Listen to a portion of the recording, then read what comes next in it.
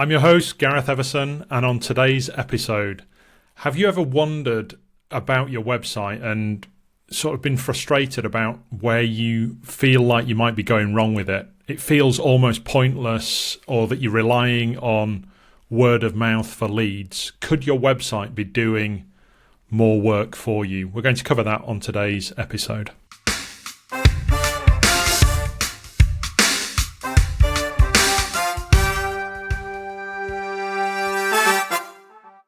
When I first started in business 15 years ago, I did what most experts do when they set up their first website. They commission a designer, work with an agency. I actually work with a freelancer to do mine. And you start with the very best of intentions that you need to share everything that you're an expert about. I call this the curse of expertise. Actually, what visitors to your website really want to see is how you can solve their problems. They don't really care about your expertise as such. What they care about first and foremost is if they've got a problem, can they trust you, and can they see that you can solve it, and can they trust you to solve that as a problem? This curse of expertise comes from this feeling that we have once we've invested years of our life learning how to do something and how to help somebody with the problem that they have. It comes from us desperately wanting to share all of those insights about what we've learned, because it feels to us like that's the way that we can help somebody to solve their problem. It probably makes sense to think about what a lead is from your website. So it's not a visitor to the site who comes and looks at it. It's somebody that comes to your website and is convinced that you're the person to solve their problem, and will leave their details with a view that they want you to help them in some way, whether that's provide them with extra information if they're in this kind of discovery about looking for people that can help them with their problems, or come to an idea about how they can solve that particular problem that they've got. Or they might be later on in the buying cycle and actually be ready to buy. I call these two different stages top of funnel, or TOFU, T-O-F-U, top of funnel. That's if they're in this discovery stage and are looking for information about how to solve problems that they have. Or the opposite of that, down at the bottom of the funnel, or BOFU, B-O-F-U, is if they're ready to buy. One of the challenges that we as experts face is, and it's almost like this eagerness to serve, this eagerness to help, we can sometimes assume that everybody that leaves their details with us is ready to buy, and that eagerness can sometimes put off, or can regularly put off, people that would otherwise be interested in buying from us. They get scared off by your eagerness to sell to them. We get this urge, this urgency to help people solve their problems because as experts we've helped others to do the same, and it's this need to help and this need to be there as a hero, if you like, as a rescuer, to solve that person's problems as quickly as possible. If they raise their hand to you to say, I've got this particular issue, whatever it happens to be, it might be a plumbing issue, it might be a business issue, it might be a confidence issue, we want to help. We're desperate to help. We want to use all of that experience that we have, that expertise that we have, to help that person as quickly as we can to solve their problem. When actually part of the curse of expertise is that sometimes people aren't quite as ready as we think they might be to make that decision to go forward. They don't know enough, or they don't know as much as we do about the situation that we're in, and we have to guide them through that. So in many ways, thinking of an inquiry on your website or a lead on your website as earlier in that funnel rather than later and readier to buy is sometimes quite a good move. Slow down that process a little bit, just so you can find out where somebody is at in that buying cycle. So when it comes to thinking about your website, don't fall into the trap that we make as experts in presenting ourselves as the leading light and covering our website with me, or even worse than that, we do this. Think of what you should put on that website in terms of the copy that you write. Think of it in two ways. One, how you're positioning yourself as being able to solve the problems that that person has, because that's the first thing that they're looking for.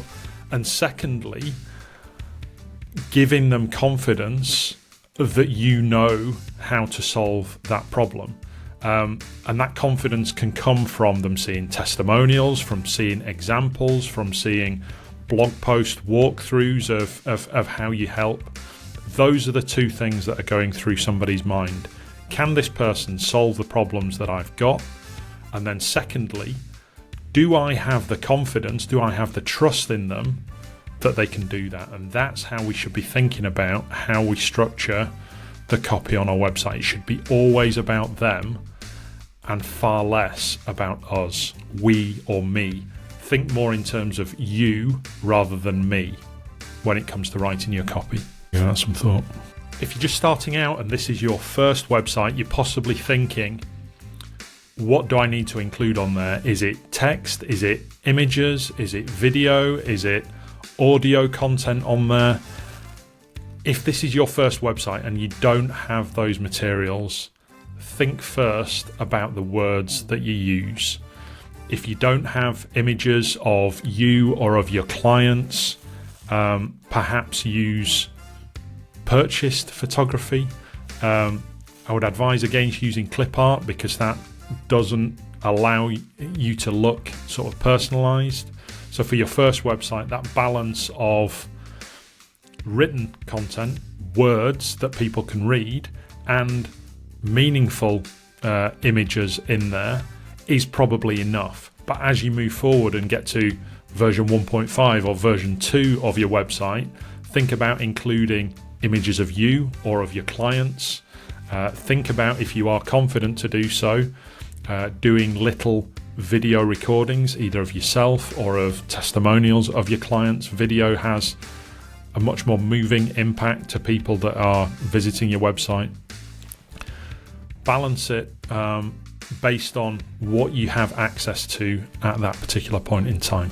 You've probably heard of lead magnets or squeeze pages, landing pages, that kind of thing. It's called various different things. Funnels seems to be the latest term to use for pages where you're capturing somebody's details.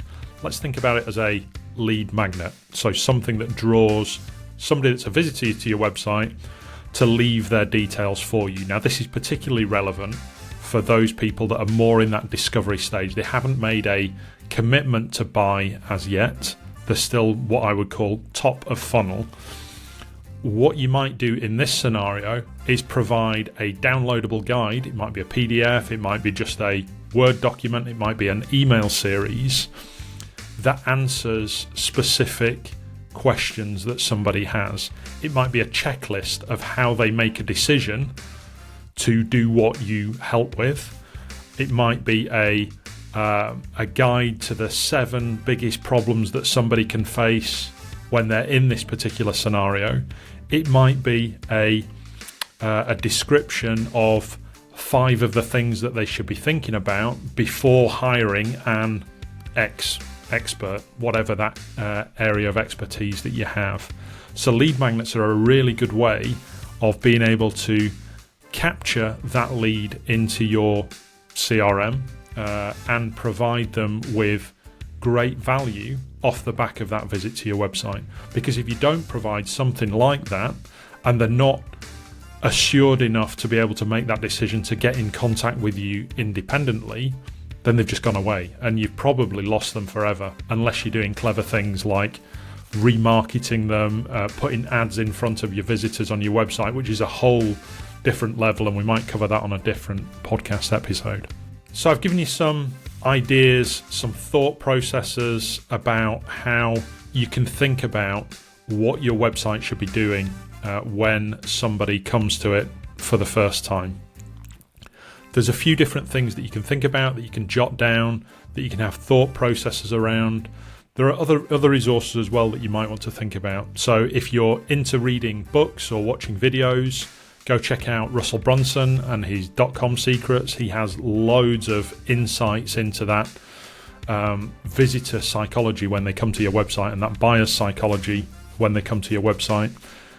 Have a look at some of the resources on solopreneur.com, and also have a think about, if you've heard of StoryBrand by Donald Miller, have a look at some of his materials online, whether it's his book or his videos, about that buyer's journey and about positioning what you do to solve the problems that your buyers have, and how you address those with the language and the imagery and perhaps the video material that you have on your website.